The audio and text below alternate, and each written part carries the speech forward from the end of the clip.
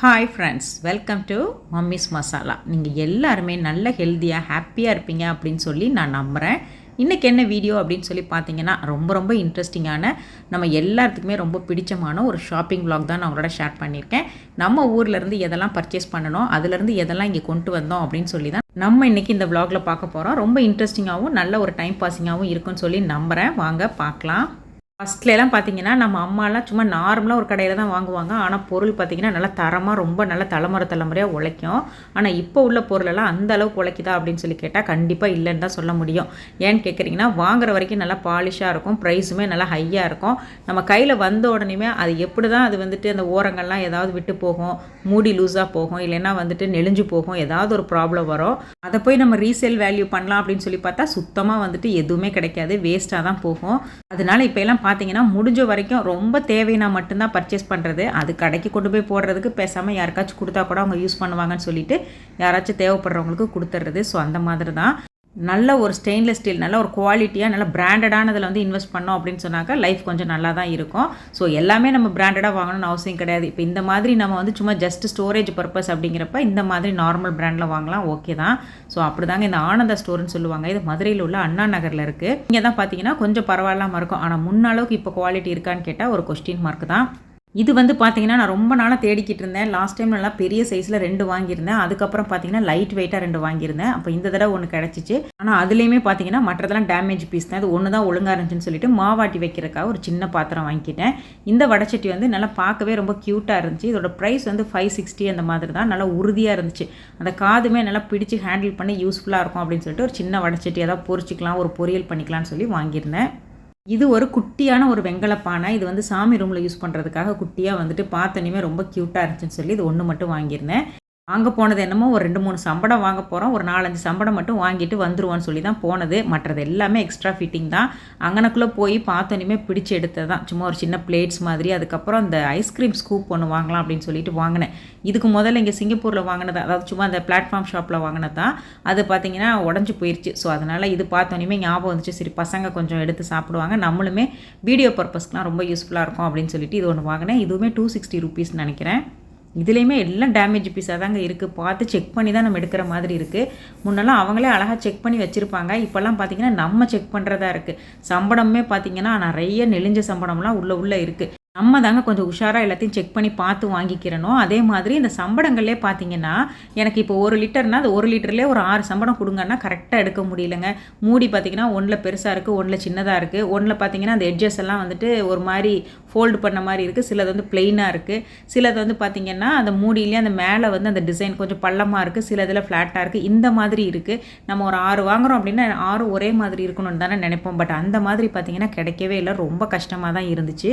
ஏதோ இருந்ததில் நான் தேடி பிடிச்சி வாங்குற மாதிரி தான் இருந்துச்சு. நான் பார்த்தீங்கன்னா கொஞ்சம் வந்துட்டு குட்டி குட்டியாக வந்துட்டு சம்பளம் வாங்கியிருந்தேன். அதுக்கப்புறம் வந்துட்டு 1/2 லிட்டர் 500 ml பிடிக்கிற மாதிரி அதில் ஒரு 3-4, அதுக்கப்புறம் 1 லிட்டரு, அதுக்கப்புறம் 3 லிட்டரு, அதுக்கப்புறம் 5 லிட்டரு இது மாதிரி வாங்கியிருந்தேன். மாவெல்லாம் அரைக்க போகிறோம் அப்படின்னு சொன்னாக்கா யூஸ்ஃபுல்லாக இருக்கும் அப்படின்னு சொல்லிட்டு இங்கே சிங்கப்பூரில் ஹனிஃபாவில் வந்துட்டு சம்பளம்லாம் வாங்கியிருந்தேன். அதெல்லாம் பார்த்தீங்கன்னா நல்ல ஒரு மாதிரி கோல்டு கலரில், அதுக்கப்புறம் நல்ல ஒரு சில்வர்லேயே ஒரு டைமண்ட் ஷேப் போட்டது, அந்த மாதிரிலாம் வந்துட்டு அழகாக வந்து டிசைன் பண்ணி வச்சுருந்தாங்க. பட் ப்ரைஸ் கொஞ்சம் எக்ஸ்பென்சிவ் தான். கொஞ்சம் நார்த் இந்தியன் பிராண்ட் ஏதோ போட்டிருந்துச்சு.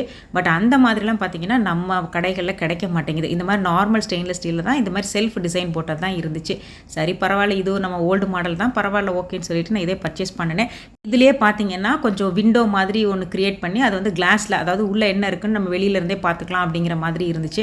பட் அதெல்லாம் பார்த்தீங்கன்னா போய் அழுக்கெல்லாம் அடைஞ்சிக்கிறோம். அதுக்கப்புறம் அந்த சில்வரில் ஒரு கிளாஸ் வச்சு பார்க்குறது எனக்கு அந்த அளவுக்கு ஒன்றும் சாட்டிஸ்ஃபைடாக இல்லைன்னு சொல்லிட்டு நான் எப்பவும் போல் பிளெயினாக தான் சம்பளம்லாம் சூஸ் பண்ணியிருந்தேன். இதுவே நல்லா நீட்டாக தான் இருக்கும்.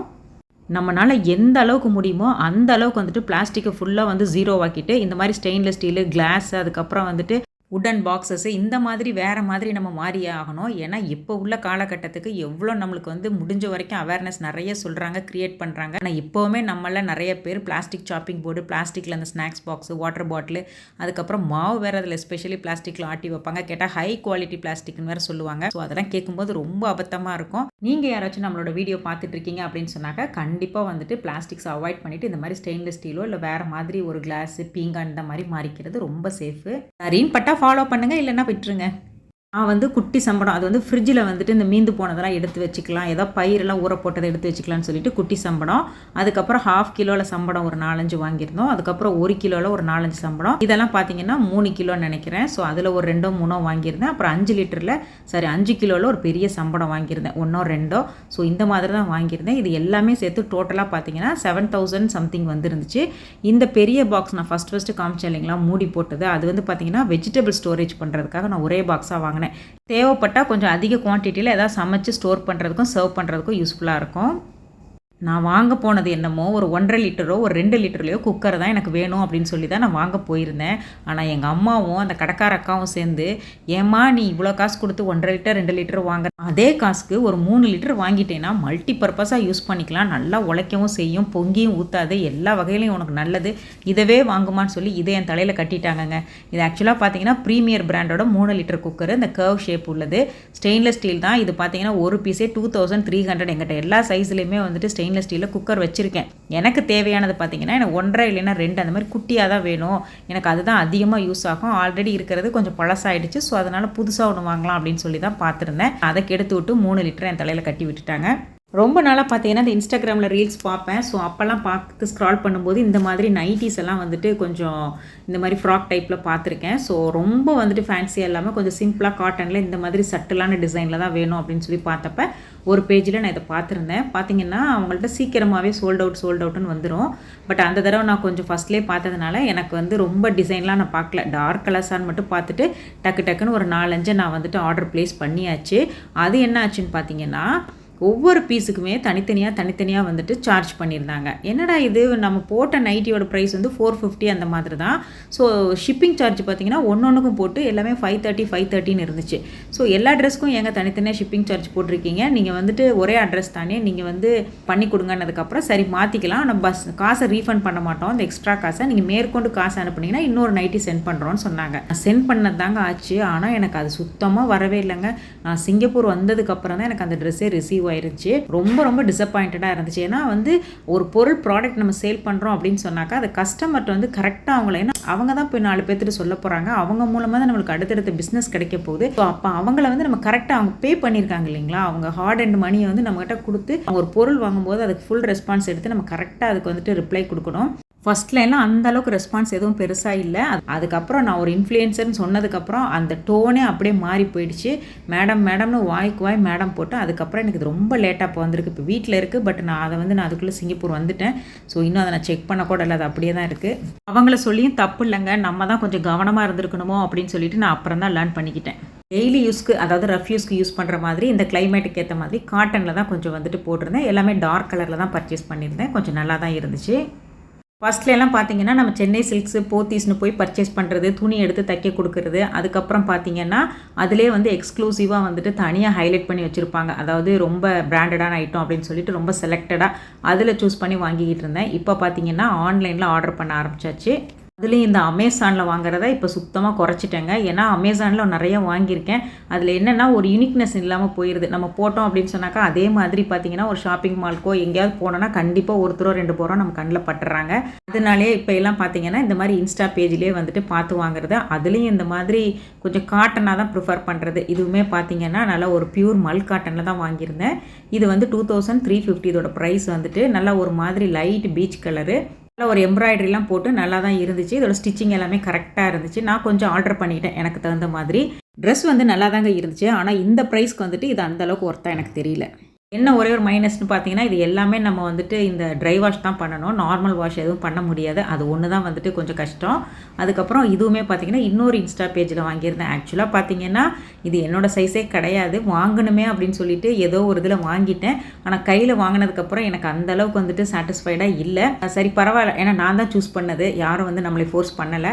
நான் ஊருக்கு வர அவசரத்தில் டக்குன்னு பார்த்தோன்னே ஆட் டு கார்ட் போட்டு பர்ச்சேஸ் பண்ணிட்டேன். இதோட ப்ரைஸ் வந்து 1,600 வந்துச்சு. அதுக்கப்புறம் ஷிப்பிங் சார்ஜ் 60 rupees போட்டிருந்தாங்க. இதுவுமே நல்ல ஒரு பியூர் காட்டன் தான். இந்த 2 சாரியுமே பார்த்தீங்கன்னா இந்த லக்ஷ்மி பத்தி சாரின்னு சொல்லுவாங்கள்ல, அந்த மாதிரி பாக்ஸ் டைப்பில் வரும். ஸோ அதில் தான் வாங்கியிருந்தேன். ரெண்டுமே ரொம்ப காமனான கலர்ஸ் காம்பினேஷன் தான். ஆனால் பட் ரொம்ப வருஷத்துக்கு அப்புறம் நான் பார்க்குறதுனாலே என்னமோ எனக்கு கொஞ்சம் பிடிச்ச மாதிரி இருந்துச்சு. சரி கோயிலுக்கெலாம் போகிறப்ப எப்போயாவது கட்டிக்கலாம் அப்படின்னு சொல்லிட்டு நான் வாங்கினேன். ரொம்ப சாஃப்டாக இருந்துச்சு. இதுலேயும் அட்டாச்சு ப்ளவுஸ் துணிலாம் கொடுத்துருக்காங்க. இது ரெண்டுமே பார்த்தீங்கன்னா பிலோ 3000 ருபீஸில் இருந்துச்சு. 2000 ப்ளஸ் 2000 ப்ளஸ்ன்னு சொல்லிட்டு ரொம்ப டிரான்ஸ்பரண்ட்டாக ரொம்ப மெலிசா உடம்புல இருக்கிறதே தெரியாத மாதிரி ரொம்ப சாஃப்டாக தான் இருந்துச்சு. பட் ஒரு மாதிரி ரெகுலர் யூஸ்க்கு கட்டிக்கலாம், அதாவது இந்த மாதிரி பக்கமாக டெம்பிள் போகிறப்ப அப்படின்னு சொல்லிட்டு இதான் ஃபஸ்ட் டைம். இன்னும் ப்ளவுஸ்லாம் எதுவுமே தைக்கல, சும்மா மட்டும் நான் ஆசையாக பர்ச்சேஸ் பண்ணியிருக்கேன். இனி என்னைக்கு நான் ப்ளவுஸ் தைச்சு என்னைக்கு கட்டுவேன்னு அது அந்த கடவுளுக்கு தான் வெளிச்சம்.